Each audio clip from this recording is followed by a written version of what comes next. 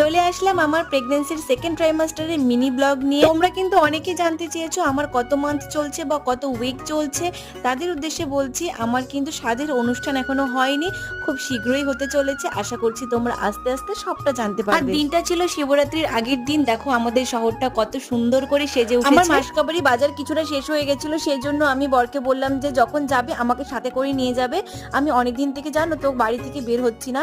আর মোমোটা দেখতে পাচ্ছ, আমি মোমো পুরো অনেক মাস পরে খেলাম। কত মাস পরে যে মোমো খেলাম আমি নিজেও জানি না। তো অনেকদিন পরে মোমো খেয়ে কিন্তু খুবই ভালো লাগছে। আর এখানটাতে দেখছিলাম স্ন্যাক্সের মধ্যে যে কিছু রেডিমেড জিনিস পাওয়া যায় কিনা, কিন্তু আমার সেমন একটা পছন্দ হয়নি। তো যাই হোক, আমরা কিন্তু টুকিটাকে বাজার করে নিয়েছি যেগুলো আমাদের ডেইলি ইউজে লাগে। আর তোমরা কে কে শিবরাত্রিতে উপোস করে জল ঢেলেছো আমাকে কমেন্ট বক্সে অবশ্যই কমেন্ট করে জানিয়ে যাও। এবছর তো আমি শিবরাত্রিতে জল ঢালতে পারলাম না, কিন্তু তোমরা যারা যারা জল ঢেলেছো আশা করছি মহাদেব তোমাদের সকল মনস্কামনা পূর্ণ করবে।